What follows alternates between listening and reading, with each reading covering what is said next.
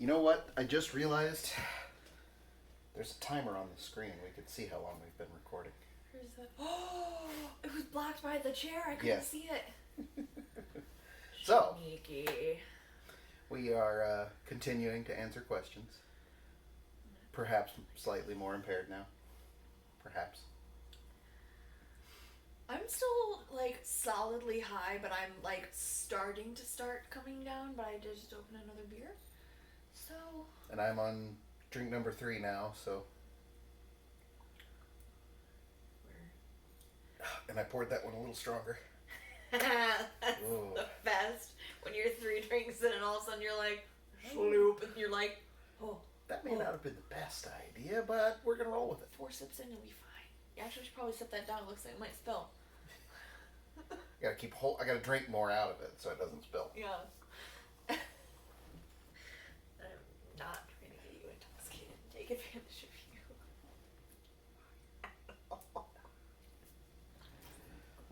Alright. Oh.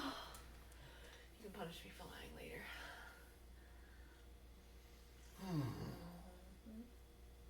Alright, it's my turn? Sure. Alright.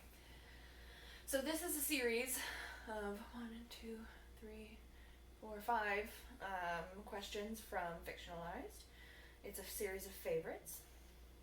So favorite nostalgia-induced possession.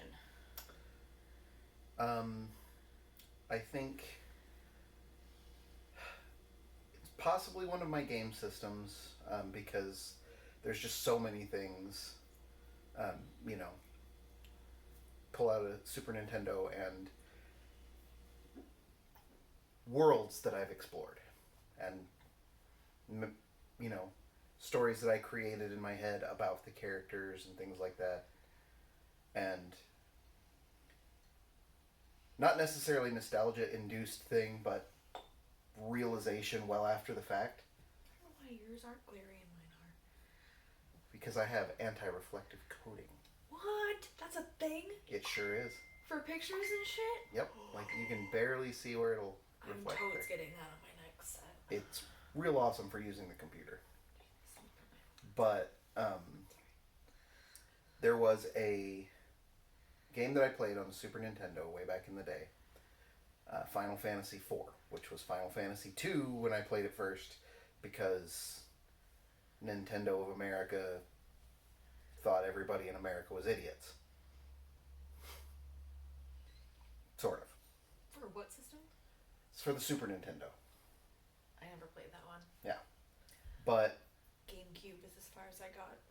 there is a love corner, because it's not a triangle, because it only has the 2, there's no connector. Although there is kind of. It's a V. It's a V, yes. But the main character is Cecil, and he is a Dark Knight at the beginning of the game. And they're doing some shady shit that he doesn't necessarily agree with, but his whole concept of self is to be obedient to the king and obey orders. And his girlfriend is Rosa. Okay, yes, probably, but not really. And there's also another soldier in service to the king of Baron named Kane. And Kane and Cecil are best friends. Kane is actually very respectful of the relationship that Rosa and Cecil have, but he is later mind-controlled, and it's made easier by the fact that he feels slighted by Rosa and the relationship, things like that. And as a child, very young, my brain went, why doesn't she just date both of them? So this is before I had a real concept of full relationships. Right. But looking back on it now, it's like, oh, that was an early poly indicator. So many of those. Light bulb. Light bulb. What about you? Nostalgia-induced possession. Oh god, that one's easy. I have a music box that belonged to my dad, and on the top is this beautiful like oriental like it's not ivory, but that's what it looks like, kind of design on the top. And you open it and it plays a song from the Beatles, which I can't remember which song right now. But it's very, tinkly and lovely. At least you know it's the Beatles. My mom told me. I didn't recognize it at the time. Granted, I was... Yeah, it doesn't matter. Anyway. But it's got, like the music part only occupies part of it, and so there's a whole big section for stuff to put in there. So I have a couple of my dad's, like, keepsakes in there. Like his, like, sobriety chips, or, like a picture of him when he was young, and stuff like that, like just little, like a money clip that was his, and stuff like that. So and then I started putting in mementos for events that I wish he'd been there for. So, like, my ticket to go see Obama speak at Northern is in there. Yeah, I mean, just, like, all kinds of stuff. So, like, anytime I see it, I'm always just, like, I always think of my dad, and, like, some of it's, like, melancholy, where it's, like, I know there's tons of stuff that I wish he'd been here for. Mm-hmm. But some of it, too, is just, like, remembering, the good times. There's pictures of us together when I was young in there, and so, yeah. That probably produces the most nostalgia. Makes sense. Alright. What's the next one on the list?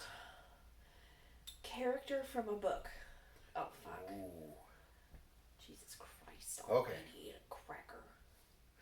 I'm going to cheat, and I'm going to have, like, at least 2 favorites. That's fair. Because I am going to go an early one, which is Frodo. Because the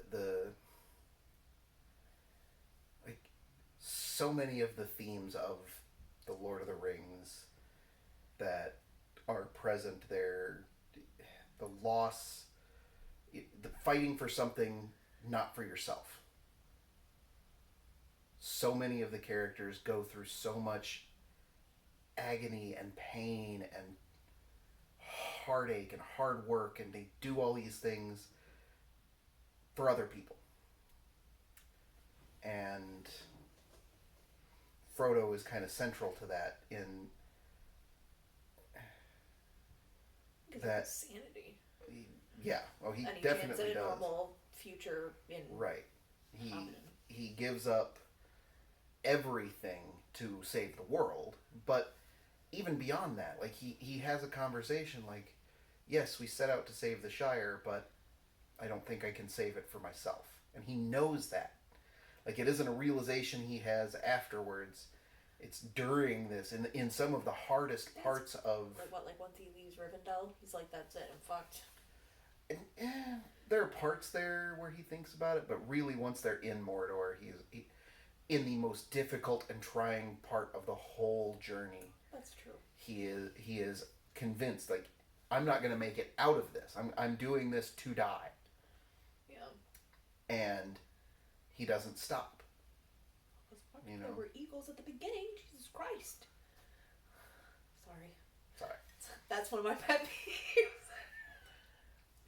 But there are a lot of, like, epic stories that, like, any of the, like, the Hobbit movies, they're like, oh, we're just going to drop you here. I'm like, wouldn't want to just skirt them the rest of the way. No.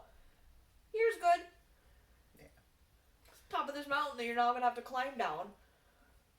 Yeah. But then I'm going to go more recent, The Axe of Cain by Matthew Stover.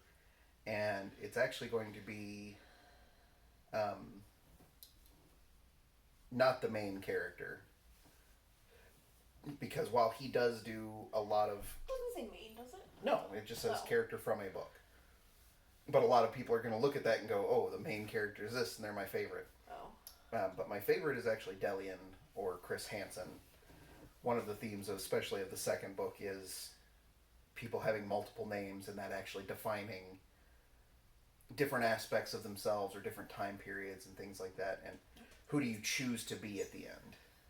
Which name do you choose for yourself? And he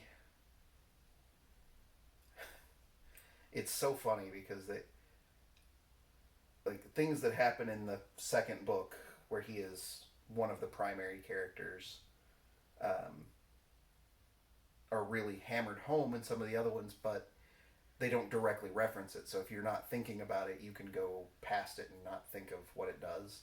But again, he is a character of self-sacrifice. Um, Early on in the story, he is selfish and entitled and put out by having to do something for somebody else.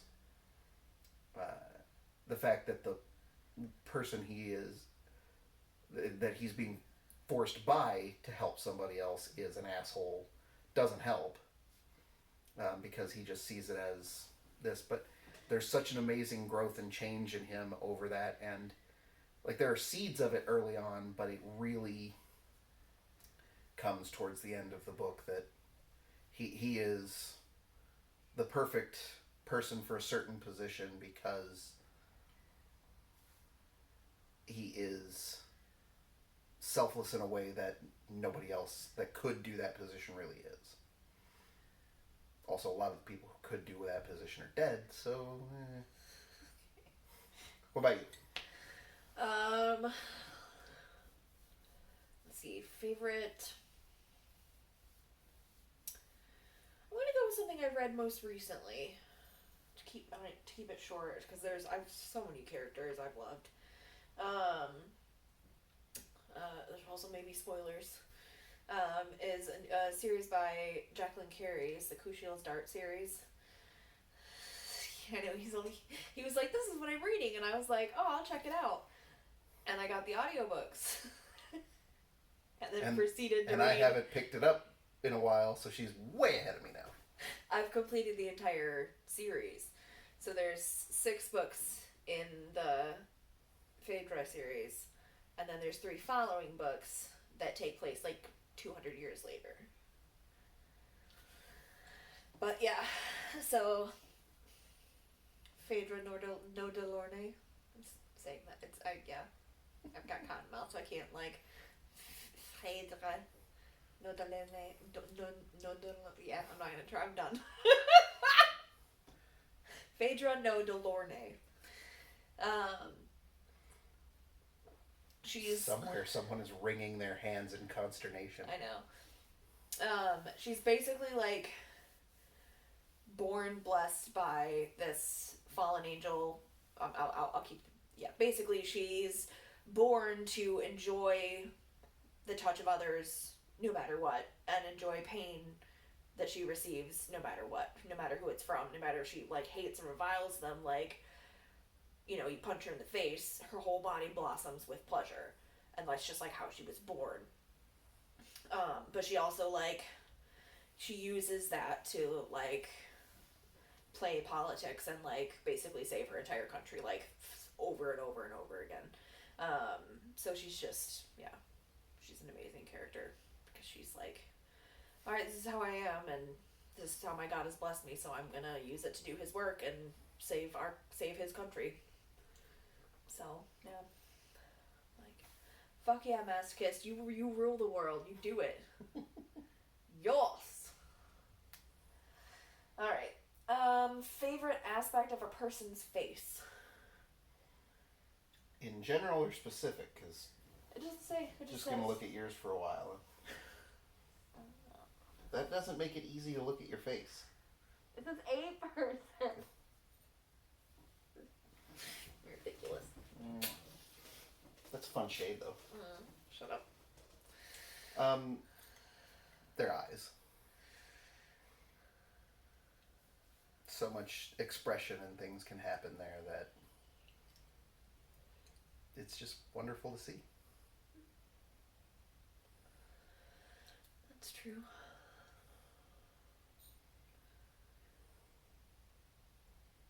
I don't know. I would say that that's like the first thing I notice about a person's face up close. Like if you're within, you know, visual range.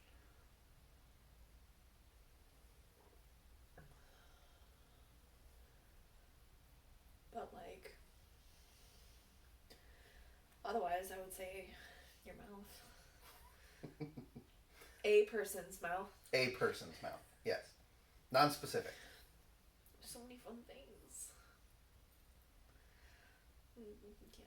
Okay. We're doing that thing again. Okay.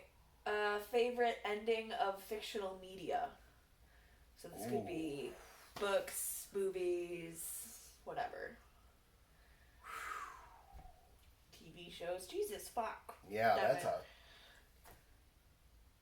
a way to be specific and make this Does easy. anyone have a favorite ending of a show? Maybe Stargate, the way they ended the 10th season, it was a little corny, but I kind of liked it. Yeah, I could see that. You know, we'll see what new worlds are out there. Daniel's just like, are we really fucking doing this line? To explore new... Oh, wait, no. Yeah.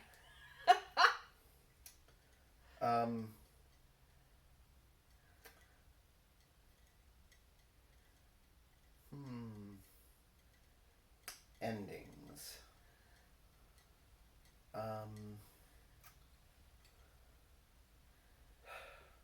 Looking at my bookshelf and going, what else over there? Gotta be something I liked the ending of. And there is. There are a couple of things. Careful, our video's getting long. We got one more to answer. Okay. Knights of the Old Republic. At least the light side ending. Dark side ending is kind of fucked up. But,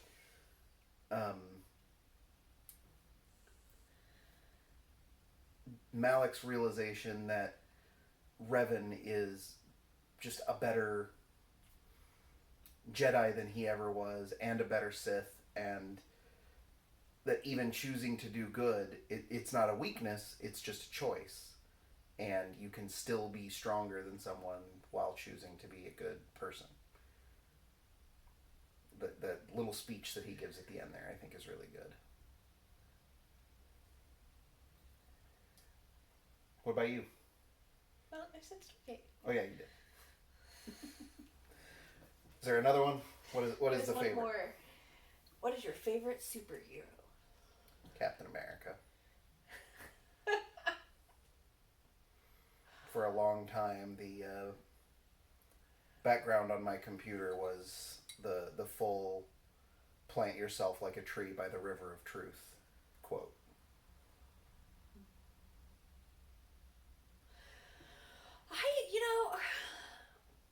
I used to go with Captain America because I loved that, like, I like his development, that, like, he was, like, originally, this puny kid from Brooklyn. He was still a selfless, also I would like to preface this by saying that my entire knowledge of superhero comes from the Marvel movies. I've never read any of the comics. That's my Marvel universe. I don't know anything else. But, he's this puny kid who, like, dives on a grenade to save people, to, someone who can do something about it, and is like, this isn't, and then as he learns that, like, shit's fucked up, he's like, alright, well, now I don't care about the, U.S. government, we're gonna do what's right, no matter where it is. Mm-hmm. But, It's too bad But they he's- never finished his story arc, and that there's no movies that show what happened to him at the end. You can tell me about it later. No, I literally want you to tell me about it later, but not high, so I remember. If you have not seen them, we won't go into it. That'd be another 20-minute rant. Otherwise, you gotta love Wonder Woman, fuck. Like, one, for the writer, and that's what, like, the little bit I know of comics is, like, I really want to read the Wonder Woman comics, but, yeah.